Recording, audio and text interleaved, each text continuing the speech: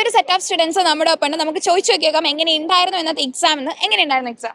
Exam comparatively tough ആയിരുന്നു. ഇതിന് മുമ്പത്തെ ഷിഫ്റ്റ് വെച്ച് നോക്കുമ്പോൾ ടഫ് ആയിരുന്നു. പിന്നെ സമയം അത്രയും കിട്ടിയിട്ടില്ല. മാത്സ് ക്വസ്റ്റ്യൻസ് ഒക്കെ ഭയങ്കര ലെന്തി ആയിരുന്നു. Lengthy questions. കെമിസ്ട്രി ആണ് കമ്പാരിറ്റീവ്ലി ചെയ്യാൻ പറ്റിയത്. ഫിസിക്സ് കുറച്ചുകൂടെ കൺസെപ്ഷ്യൽ ആയിരുന്നു. മിക്കതും കൺസെപ്റ്റ് നോക്കി ചെയ്യാൻ പറ്റും. ഡയറക്റ്റ് ഫോമുല ചുമ്മാ അപ്ലൈ ഒന്നും പറ്റത്തില്ല.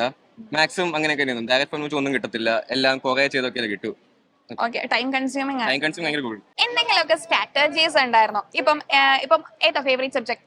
എനിക്ക് കെമിസ്ട്രി ആണ്. കെമിസ്ട്രി. അപ്പം കെമിസ്ട്രി ആദ്യം അറ്റൻഡ് ചെയ്തിട്ട് പിന്നെ ഇതിലേക്ക് പോകും, അങ്ങനെ എന്തെങ്കിലും സ്ട്രാറ്റജീസ് ഉണ്ടായിരുന്നോ? സ്ട്രാറ്റജി എന്ന് വെച്ചാൽ ഞാൻ ആദ്യം മാത്സ് എടുക്കും, അറ്റൻഡ് ചെയ്യാൻ പറ്റുന്ന ക്വസ്റ്റ്യൻസ് ഒക്കെ ഒന്ന് മാർക്ക് ഫോർ റിവ്യൂ അടിച്ചു വിട്ടിട്ട് പിന്നെ കെമിസ്ട്രി പോയി സ്റ്റാർട്ട് ചെയ്യും.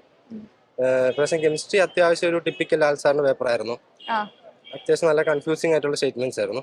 പിന്നെ ഫിസിക്സ് ആണെങ്കിൽ തന്നെ ഭയങ്കര ലെങ്തിയാണ്, വലിയ വലിയ പാരാഗ്രാഫ് ടൈപ്പ് ആയതുകൊണ്ട് ടൈം വല്ലാണ്ട് കൺസ്യൂം ആയി.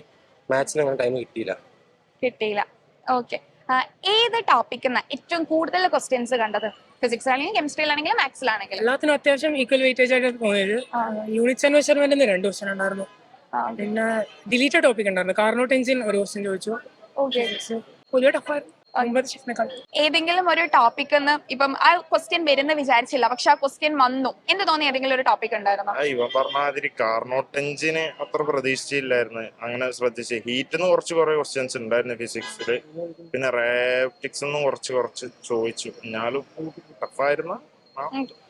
ബ്രില്യന്റിലെ പ്രിപ്പറേഷൻ ഒക്കെ ഓഫ്ലൈൻ ആയിട്ട് പ്രിപ്പയർ ചെയ്തതാണ് നമ്മൾ. എങ്ങനെയുണ്ടായിരുന്നു അത് വെച്ചിട്ട്? അവിടെ നമ്മുടെ മോക്ക് ടെസ്റ്റുകൾ നമ്മൾ എഴുതി, കുറെ എക്സാംസ് നമ്മൾ എഴുതി. അത് ഇവിടെ എങ്ങനെയാണ് യൂസ്ഫുൾ ആയത്?